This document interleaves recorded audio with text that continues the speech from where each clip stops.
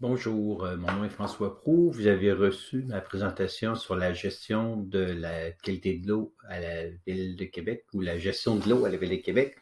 Donc, il y a des thèmes que je voulais aborder plus spécifiquement avec vous.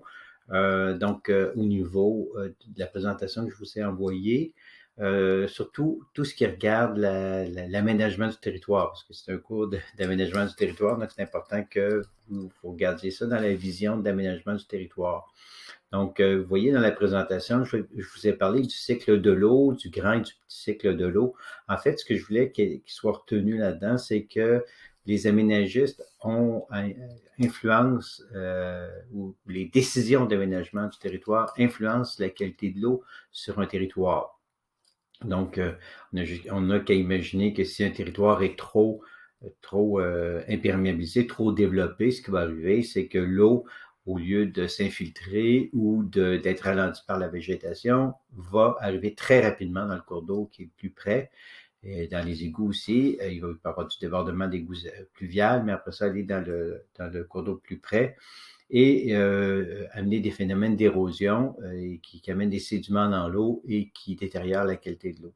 Ça, c'est le premier effet. Deuxième effet, c'est un sol qui est imperméabilisé va empêcher l'infiltration de l'eau et nuire à la recharge dans la nappe phréatique. Il faut comprendre qu'en été, durant les périodes d'étiage, et en hiver aussi, pendant les périodes d'étiage, l'eau qu'on voit dans les cours d'eau, l'eau qui sert à l'alimentation en eau potable notamment, mais aussi dans les cours d'eau pour soutenir la vie aquatique, vient de l'eau souterraine. Donc, c'est important d'avoir une bonne recharge d'eau souterraine pour pallier au manque durant les périodes d'étiage. Je voulais aussi que vous reteniez qu'on ne peut pas faire ce qu'on veut dans une municipalité. On doit être conforme à la réglementation qui est fédérale et provinciale. Et à ce sujet-là, je vous ai énuméré les principaux domaines de législation des gouvernements supérieurs. Donc, j'attire aussi ici votre attention sur ce que le gouvernement du Québec impose aux municipalités au niveau de la gestion du territoire pour gérer l'eau potable, notamment le règlement sur la qualité de l'eau potable ou la loi sur la qualité de l'environnement, la loi sur l'aménagement et l'urbanisme et la loi sur les cités et villes qui vient donner, si on veut, on peut caricaturer un petit peu, donner le terrain de jeu des villes par rapport à ce qu'ils ont le droit de faire en termes de gestion du territoire. Donc aussi, où est-ce qu'ils ont le droit d'émettre des règlements, puisqu'une municipalité parle à ses citoyens via des règlements municipaux. Donc, ça, c'est important de comprendre ça. On n'a pas une marge de manœuvre si large que ça dans le domaine municipal. Donc, le gouvernement a donné des compétences aux villes via la loi sur les compétences municipales, notamment en matière d'environnement.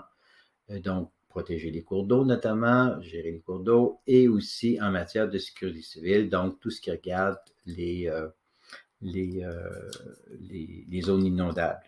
Donc, c'est des enjeux qui vont prendre de plus en plus d'importance dans les prochaines années parce qu'on est dans un contexte de changement climatique. Ces changements climatiques-là amènent des épisodes orageux ou climatiques intenses en été, mais aussi en hiver, avec les redoux hivernaux qu'on voit de plus en plus souvent maintenant et qui vont apporter qui peuvent apporter des inondations au niveau des quartiers. Donc, les gens qui étaient installés près d'un cours d'eau, qui n'étaient pas en zone inondable, peuvent devenir en zone inondable avec des nouvelles données climatiques. C'est important aussi de voir que les changements climatiques, vu qu'on en parle, apportent aussi des problèmes de qualité d'eau en hiver, notamment lorsque les routes sont déglacées au moyen de sels de déglaçage, mais durant les périodes de redoux hivernaux, ce qui va arriver, c'est que cette eau-là va arriver dans les cours d'eau et dans les prises d'eau potable. Les municipalités doivent aussi travailler au niveau de la gestion des milieux humides qui représente un enjeu important pour les villes parce que ça occupe de grands espaces près des cours d'eau et puis généralement près des cours d'eau et puis avant on n'en faisait pas trop de cas, on réglait le problème, on considérait même ça comme nuisible. C'était des marécages, donc on drainait tout ça, puis on construisait là-dedans. Sauf que c'est un endroit normalement où ce que l'eau veut se retrouver, c'est souvent des endroits bas, donc souvent ça reste des endroits qui sont problématiques pour les constructions. Donc, le gouvernement, comme les milieux humides, représentent ont un rôle important en termes de protection, d'épuration de l'eau, mais aussi en termes de biodiversité. Le gouvernement a cherché à les protéger au cours des années. Et puis, il y a eu beaucoup d'interprétations, il y a eu beaucoup de demandes de compensation pour pouvoir continuer à développer dans les milieux humides. Et puis, le ministère de l'Environnement a promulgué une loi, il y a pas le ministère de l'Environnement, mais le gouvernement du Québec a promulgué une loi concernant les milieux humides, il y a à peu près 3 ans de ça, qui demandait qu'il n'y ait aucune perte nette. Donc, on n'avait plus le droit de détruire des milieux humides, à moins qu'on en construise un ou qu'on en génère un de même taille, de même importance, ce qui est un peu complexe. Donc, ça, c'est un enjeu important parce qu'un endroit comme la Ville de Québec, avec tous les endroits qui sont protégés, vous l'avez vu dans mes présentations, autour de 23% du territoire est déjà protégé, donc est pas développable, si vous voulez, 23%. Donc, puis tous les milieux humides qui sont présents, bien, ça diminue, si on veut, la possibilité pour une ville de construire dans ces endroits-là. Donc, ça reste des enjeux importants. Donc, ça demande une bonne réflexion au niveau de l'aménagement du territoire. Au niveau de la gestion des cours d'eau, ben, le ministère de l'Environnement, via la politique de la protection des rives et des zones inondables, demande un espace de retrait par rapport à la rive des cours d'eau, donc une protection accrue des cours d'eau. Donc, ça représente aussi des enjeux parce qu'une ville comme la Ville de Québec a à peu près, grosso modo, 1000 km de cours d'eau sur son territoire. Ça peut donner des problèmes lorsqu'on essaie de développer ce territoire-là. Dans le passé aussi, on a canalisé des cours d'eau.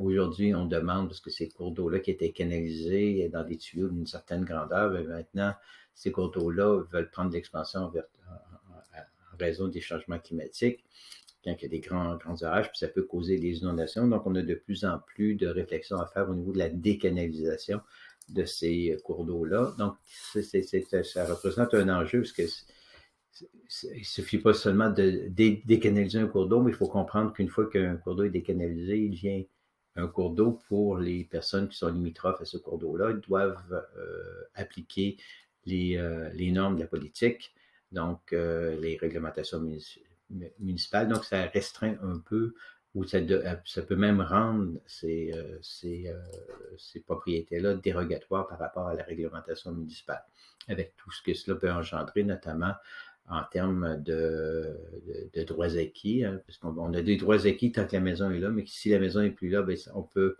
être empêché de reconstruire en cas d'incendie, on peut avoir un empêchement d'agrandissement de cette propriété-là, donc ça peut causer des problèmes aux propriétaires. Donc, ça, c'est à peu près ce que je voulais que vous reteniez. Au niveau de l'eau potable, je vous ai présenté ça. Je ne sais pas si c'est clair. En tout cas, vous me poserez des questions. Vous m'enverrez des questions, puis je suis en train d'y répondre pour la gestion de l'eau potable. Ce que je voulais qu'il soit retenu, c'est qu'on travaille toujours dans une municipalité, ou du moins dans une municipalité comme la Ville de Québec, de gérer l'eau de la source au robinet. Ça veut dire qu'il faut assurer une protection du territoire en amont de notre source d'eau potable pour s'assurer qu'on ait le minimum de contaminants qui arrivent à la prise d'eau. Ensuite, on traite cette eau-là, on la distribue et ensuite, elle est consommée. Et puis, on doit s'assurer qu'au lieu de consommation, cette eau-là est optimale. Donc, on regarde, on fait des tests, on vérifie ces tests-là pour s'assurer que la qualité de l'eau est optimale. Et ensuite, l'eau est consommée, est évacuée dans un réseau d'égouts et ensuite traitée au moyen des usines de traitement d'eau usée. C'est à peu près ce que je voulais que vous reteniez de ma présentation. Si vous avez des questions, n'hésitez pas à nous les faire parvenir et ça nous fera plaisir de répondre à toutes vos interrogations. Merci et bonne continuité.